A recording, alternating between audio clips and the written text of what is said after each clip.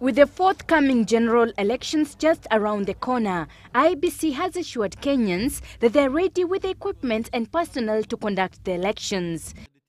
The Commission has got an elaborate logistical plan on how to deploy our election officers and election materials and how to retrieve them after elections.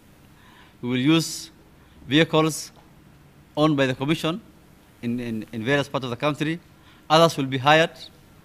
We have also hired boats where we are going to be taking polling stations, to islands in Lamu, Lake Victoria, and other parts of the country where there are waters.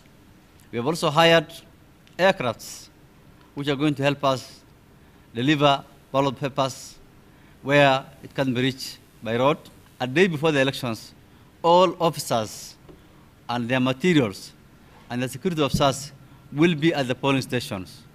So they will be spending at the polling station. So when they open the station in the morning, voters will find them in the polling station and not the other way around, where election officials were finding voters on the line during the party primaries. The electoral body has promised to gazette the final voter register before the 18th of this month. As of last time we got a report from the director of ICT, there were about 20,000 people, 20,000, who had registered more than once. So they were checking that to confirm whether this were deliberate voter registration by somebody who had gone twice to register, or there were errors. And then out of the 14.3 million, 56,000 voters used a passport to register as a voter.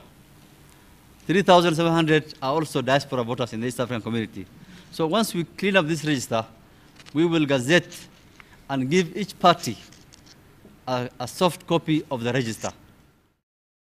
The IEBC chair, Issa Hassan, was addressing the media after briefing the presidential candidates and their running mates on the electronic vote transmission, status of the voter register, the polling process and voter registration. IEBC demonstrated how the electronic gadgets will be used during the process and also introducing the latest electronic devices, a poll book and a special laptop that will be used to identify voters. The supplier was only able to give us 5,000 of this. And so we are deploying this one to the far-flung areas where there's no power. All the data of those 400 voters, your fingerprint, your name, everything, will be loaded into this equipment. When you come and walk into the polling station, this will be alive, and you will put your fingerprint here. It will then verify you as a voter. So it basically checks you into the polling station. And these are 5,000. The presidential candidates were also briefed on the electoral code of conduct they are expected to adhere to and penalties they could face if they break the rules.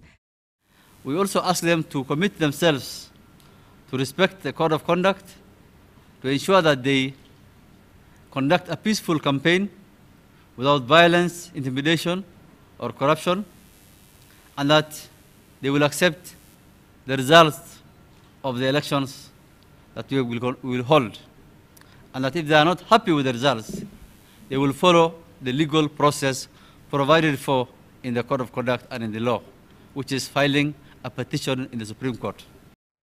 IEBC chairman did not forget to clear the misunderstanding over the kind of voting that will be done. We are going to vote manually. We will use ballot papers and a ballot box. We are not voting electronically. Nevertheless, Issa Hassan acknowledges the challenges that the Commission is facing or will face.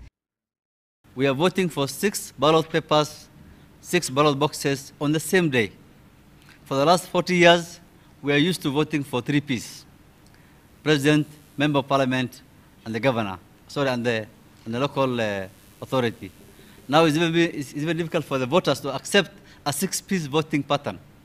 And so we have to conduct massive voter education. So that's a challenge. People need to understand the voting process. People need to understand they cannot just vote for the president, the MP, and the councillor and then go away. There's governor, senator, and women rep to vote for. We have to do a lot of voter education. Squad presidential candidate Raila Odinga and his running mate Kalonzo Musyoka were present. Also present were Martha Karua of NARC Kenya, Musalia Mudavadi of Amani Coalition, James Ole Kiapi of RPK, Mohamed Dida of Alliance for Real Change and their running mates. The rest did not turn up for the meeting, citing unavoidable circumstances, but they sent representatives. Violet Makindo, GBS News.